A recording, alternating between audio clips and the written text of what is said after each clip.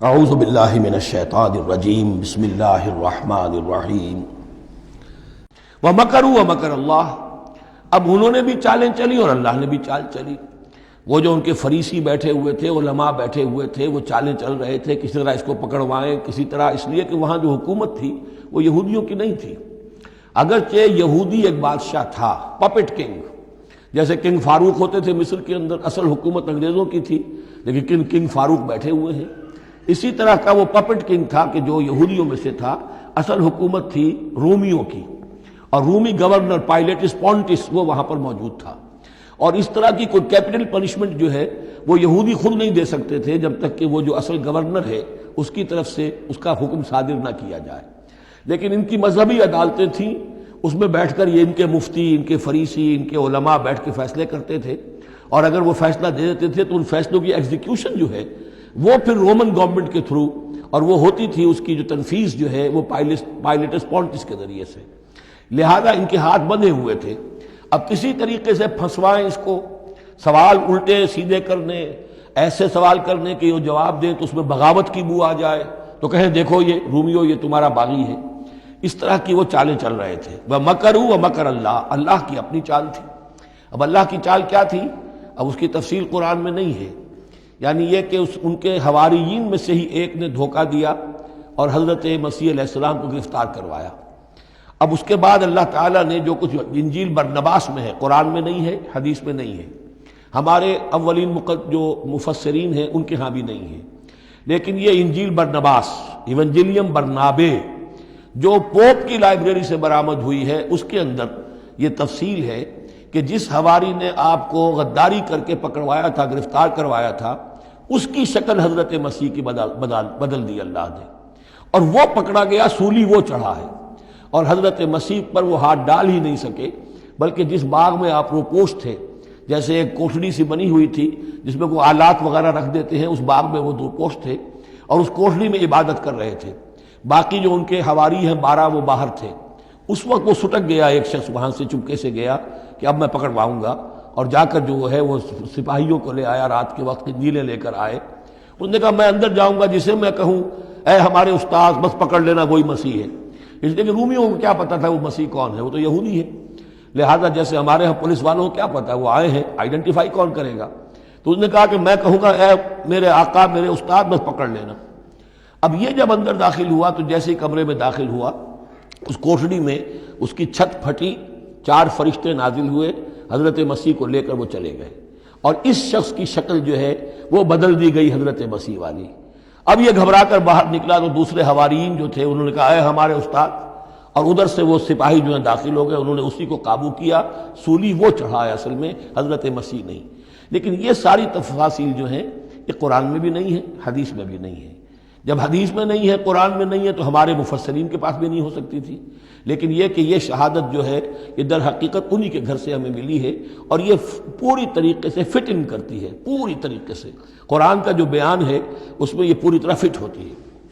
وَمَكَرُوا وَمَكَرَ اللَّهُ، انہوں نے اپنی سی چالیں چلی، اللہ نے اپنی چال چلی، وَاللَّهُ خَيْرُ الْمَاكِرِينَ، اور اللہ تعالیٰ جو ہے وہ بہترین چال چلنے والا ہے۔ اِذْ قَالَ اللَّهُ يَا عِيسَىٰ إِنِّي مُتَوَفِّيكَ وَرَافِعُكَ إِلَيَّ، یاد کرو جب کہ اللہ نے عیسیٰ سے کہا عیسیٰ میں تمہیں اب لے جانے والا ہوں۔ یہ لفظ ہے کہ جس کو قادیانیوں نے اصل میں بہت بڑی بنیاد بنایا ہے اپنے غلط عقیدے کی، کہ وفات مسیح ہو چکی ہے۔ اس لفظ کو اچھی طرح سمجھ لیجئے،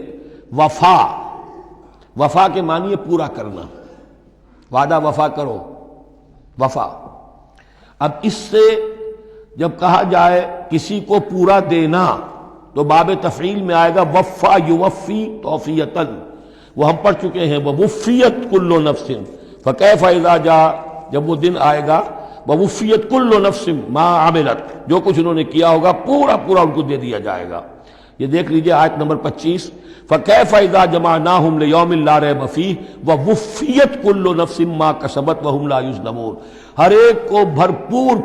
پورا بدلہ اس کے اعمال کا دے دیا جائے گا۔ یہ ہے کسی کو پورا دینا، کسی سے پورا لے لینا، یہ باب تفاعل ہوگا، توفا یا توفا، کسی کو پورا لے لینا، تو پورا لے لیتا ہے اللہ تعالیٰ نے۔ یہ لفظ جو ہے پورا بتمام و کمال یہ گویا کہ منطبق ہوتا ہے حضرت مسیح پر کہ حضرت مسیح کو ان کے جسم اور جان سمیت اللہ لے گیا۔ ہم جب کہتے وفات پا گیا تو یہ ہے استعارتاً، جسم یہی رہ گیا، صرف جان گئی ہے۔ اور یہی لفظ قرآن میں آتا ہے نیند کے لیے بھی، اللہ یتوفی الانفس حین موتہا، اس لیے کہ نیند میں بھی یہ ہوتا ہے کہ خود شعوری نکل جاتی ہے انسان میں سے، اگرچہ زندہ ہے، اب اس کو اگر کوئی چیونٹی کاٹ رہی ہے تو جاگ جائے گا، لیکن ویسے اس کی خود شعوری ختم ہو چکی ہے، اور روح کا تعلق ہے خود شعوری کے ساتھ، تو نیند میں بھی اللہ تعالیٰ روح کو قبض کر لیتا ہے، اس کے لیے بھی توفی کا لفظ ہے۔ پھر جب انسان مرتا ہے تو روح اور جان دونوں چلی گئیں اور صرف جسم رہ گیا، یہ بھی توفی ہے۔ اور سب سے زیادہ مکمل توفی کیا ہے کہ اللہ تعالی حضرت مسیح کو ان کے جسم، جان اور روح تینوں سمیت سموچے حضرت مسیح کو زندہ جو کا توں لے گیا۔ یہ ہے عقیدہ جو مسلمانوں کا ہے، اور جہاں تک لفظ کا تعلق ہے اس میں قطعاً کوئی بات جو ہے اس میں ایسی نہیں ہے کہ جس سے کوئی شخص دلیل پکڑ سکے، سوائے اس کے کہ ان لوگوں کو بہکانا آسان ہے جنہیں عربی زبان کی گرامر سے واقفیت نہیں، وہ ایک ہی وفات جانتے ہیں۔ وفات تین ہو گئی ہیں اضلوع قرآن جو میں نے آپ کو سمجھائی ہیں۔ اس قال اللہ یا عیسیٰ انی متوفی کا، میں تمہیں لے جاؤں گا، ورافعک الیہ، اور تمہیں اپنی طرف اٹھا لوں گا، ومطہرک من الذین کفروا، اور تمہیں پاک کر دوں گا ان لوگوں سے جنہوں نے تمہارے ساتھ کفر کیا ہے، وجاعل الذین اتبعوک فوق الذین کفروا الی یوم القیامہ، اور جو لوگ بھی تیری پیروی کریں گے انہیں اب ہمیشہ ہمیش کے لیے قیامت تک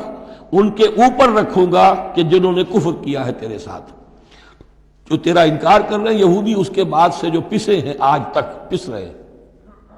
حضرت مسیح سن 30 میں اٹھا لیے گئے یا 33 میں، اور اس کے بعد سے آپ کو معلوم ہے کہ مسلسل سن 70 عیسوی میں ہیکل سلیمانی ختم ہوا، 1,20,000 یا 1,33,000 یہودی ایک دن میں ٹائٹس نے قتل کیے یروشلم میں حضرت مسیح کے رفع سماوی کے 40 برس بعد۔ ان کا ہیکل سلیمانی بھی وہ جو ہے وہ ختم کر دیا گیا، اب اس کی ایک دیوار ہے، میں بتا چکا ہوں 1927-28 برس ہو گئے ہیں کہ ان کا کعبہ گرا پڑا ہے۔ 1917 سے پہلے تک، بلکہ یوں سمجھیے پہلے 500 برس تک تو ان کا داخلہ بھی ممنوع تھا۔ یہ تو حضرت عمر کے ہاتھوں جب فتح ہوا ہے، یہ ڈائسپورا کا ان کا پیریڈ کہلاتا ہے، ایک پیریڈ ان کا کیپٹیوٹی کا تھا، جبکہ وہ نبوکدنضر لے گیا تھا انہیں اور بیبیلونیا میں قید میں رکھا ہے، وہ ہے ان کا پیریڈ آف کیپٹیوٹی۔ اس کے بعد واپس آئے حضرت عزیر کے زمانے میں، دوبارہ دوسرا ٹیمپل بنایا، اس کے بعد یہ ٹیمپل سن 70 عیسوی میں ختم ہوا، اور ڈائسپورا کہلاتا ہے کہ منتشر ہو جانا، انہیں وہاں سے نکال دیا گیا تھا کہ تم دفع ہو جاؤ یہاں سے، فلسطین میں تم نہیں رہ سکتے۔ کوئی روس چلا گیا، کوئی ہندوستان چلا گیا، کوئی مصر چلا گیا، کوئی اور یورپ چلا گیا، پوری دنیا میں پھیل گئے۔ یہ ڈائسپورا اولاً ختم ہوا ہے حضرت عمر رضی اللہ تعالیٰ عنہ کے ہاتھ سے، جب فتح ہوا ہے یروشلم، اس وقت حضرت عمر نے اس کو یروشلم کو اوپن سٹی قرار دیا کہ یہاں عیسائی بھی آ سکتے ہیں، مسلمان بھی آ سکتے ہیں، یہودی بھی آ سکتے ہیں، یہ سب کا مشترک شہر ہے۔ لیکن جو عیسائی تھے یروشلم کے، انہوں نے جب ہینڈ اوور کیا تھا، فتح نہیں کیا تھا مسلمانوں نے یروشلم، ایک ٹریٹی کے تحت، ایک معاہدے کے تحت ہینڈ اوور کیا تھا۔ اس معاہدے میں یہ شرط انہوں نے لکھوائی تھی کہ یہودیوں کو یہاں آباد ہونے کی اجازت نہیں دیں گے۔ چنانچہ یہ اجازت تو ہو گئی حضرت عمر کے زمانے سے کہ آ سکتے ہیں، زیارت کر سکتے ہیں، لیکن یہاں رہ نہیں سکتے، پراپرٹی پرچیز نہیں کر سکتے، کوئی مکان نہیں بنا سکتے، سیٹل نہیں ہو سکتے۔ یہ رہا ہے جب تک کہ موجود رہی ہے اسلامی خلافت۔ ترکوں نے بھی اجازت نہیں دی، بڑی سے بڑی رشوتیں یہودیوں نے دینی چاہیے انہیں، اور در حقیقت خلافت کا خاتمہ جو کروایا یہودیوں نے وہ اس لیے کہ انہیں یہ نظر آتا تھا کہ اس خلافت کے ہوتے ہوئے ہمارے لیے ممکن نہیں رہے گا کہ ہم کسی طرح بھی فلسطین میں دوبارہ آباد ہو سکیں۔ لیکن پھر برطانیہ کے جو وزیر تھا بالفور، اس کے ذریعے سے انہوں نے بالفور ڈیکلریشن 1917 میں حاصل کیا ہے، پھر ان کو حق ملا ہے کہ یہ یہاں آ کر جائیداد بھی خرید سکتے ہیں، سیٹل بھی ہو سکتے ہیں، اور اس کے یوں سمجھیے کہ 31 برس کے بعد پھر اسرائیل کی ریاست وجود میں آئی ہے۔ یہ تاریخ ذہن میں رہے۔ اگرچہ 1917 کے بعد سے انہیں کچھ سانس تو مل گیا ہے، اب ایک طرح سے محسوس ہوتا ہے کہ دنیا میں بڑے اقتدار پر ہیں، مٹھی بھر ہیں، یہ زیادہ سے زیادہ 13-14 ملین ہے، 1.5 کروڑ سے بھی کم، لیکن پوری دنیا کی سب معیشت جو ہے اس کا بڑا حصہ ان کے کنٹرول میں ہے۔ لیکن پھر بھی یہ سب کچھ جو ہے وہ عیسائیوں کی سپورٹ کی وجہ سے ہے۔ اگر عیسائی ان کی مدد نہ کریں تو ان کا تو یوں سمجھیے کہ ٹکڑے اڑا کر رکھ دیں عرب ایک دن میں۔ لیکن اب پیچھے پوری امریکہ کی حکومت ہے، امریکہ کے حواریین ہیں، خاص طور پر west white Anglo Saxon Protestants, امریکہ اور برطانیہ، وہ تو گویا کہ ان کے در خرید ہیں ایک طرح سے، اور بھی جو ممالک ہیں عیسائی اب یہ فتح کر چکے ہیں ان سب کو، عیسائیوں کے اوپر ان کا غلبہ ہے۔ اس لیے اب جو شکل ہے وہ بھی یہ ہے کہ ان کا وجود ہے یہی کہ عیسائی ہیں اوپر، اور یہ مانوی طور پر سازشی انداز میں انہیں کنٹرول کر رہے ہیں۔ اذ قال اللہ یا عیسیٰ انی متوفیک ورافعک الی ومطہرک من الذین کفروا وجاعل الذین اتبعوک فوق الذین کفروا الی یوم القیامہ ثم الی مرجعکم فاحکم بینکم فیما کنتم فیہ تختلفون۔ پھر تم سب جو ہے تمہارا لوٹنا میری ہی طرف ہے، اور پھر میں تمہیں بتا دوں گا اور فیصلہ کر دوں گا تمہارے مابین ان باتوں میں جن میں تم اختلاف کر رہے تھے۔ صدق اللہ العظیم۔